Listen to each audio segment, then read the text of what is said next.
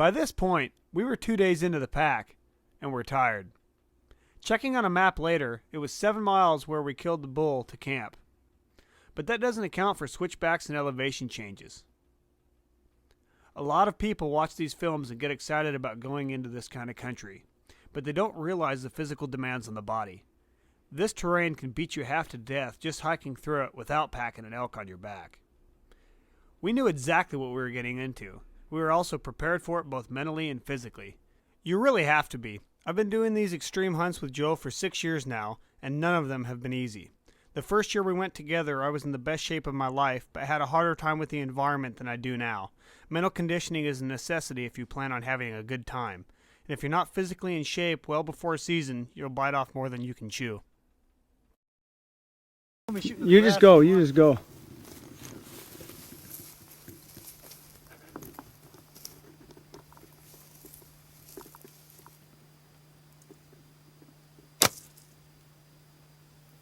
I got him. He's striking at the arrow, Joe. He's right there.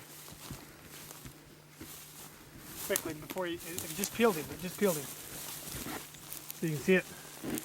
See him?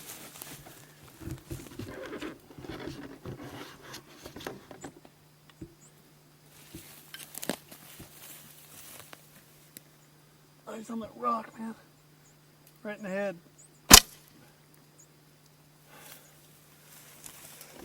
Where's his head? Light down him. His head's...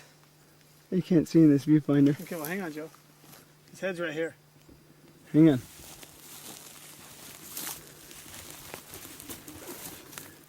Okay. Whew.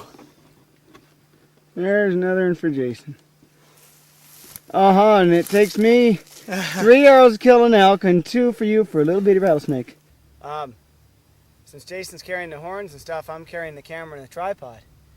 And Jason stopped for a second just to kind of bend over, and I said, well, hell, let me run ahead of you a little bit and I'll set up for a shot. There was a place down here we wanted to shoot a little video. And I took a few steps past him and I went through some blackberry bushes and I said something to myself about, man, I bet there's going to be a snake any minute. And I hadn't been thinking that. Of course, I hadn't been in front. And all of a sudden, and about in the middle of the next step, that dude was laying on this trail, and most of these trails have got this kind of grass. This clump grass. And it grows over the trail. Yeah. So the trail bed's there, but you can't see it. And so you can't really see it, but you can tell where it's at. And he was right in the trail underneath some of that grass. And the step I was in, I would have stepped on him. But all of a sudden, he started rattling, and I don't know how you hop on the foot that you're stepping off of, kind of.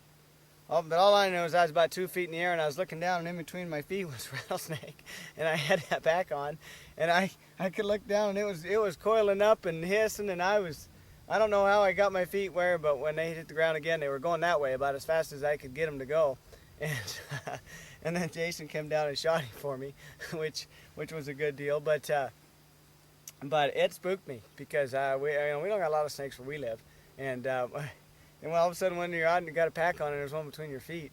It's the 4th rattlesnake today. Yeah, that's 4th one today, and I guess actually in the last just couple hours, really, because they weren't out this morning. We got about another half mile to go maybe to get to the river, and we're just hoping to get there. So you can see that's the fang, one of them.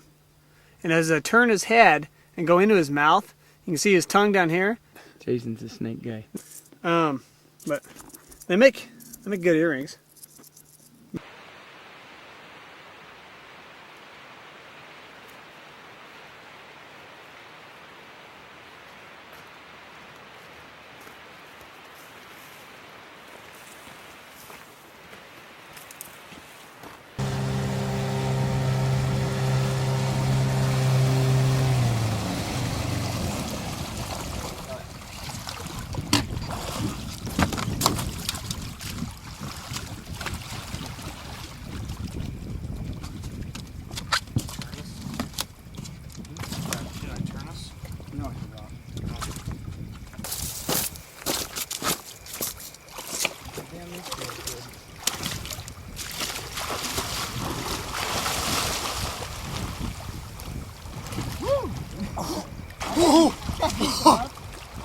Oh, that's cold. Where are you going?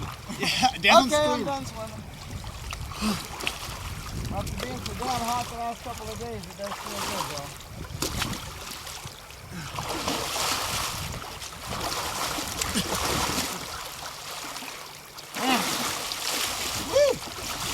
I can get these things unstuck off my damn body.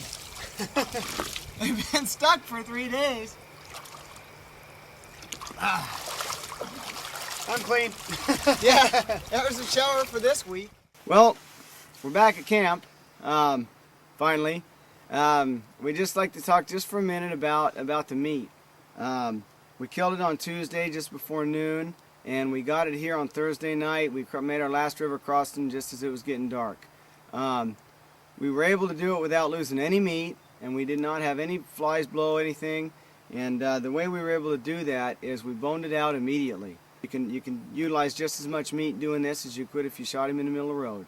And once we got him boned out, we got him right down into a good sized creek, and through the pillowcases right in the water at first to get him cooled down, and then let him sit right there by the creek all night long.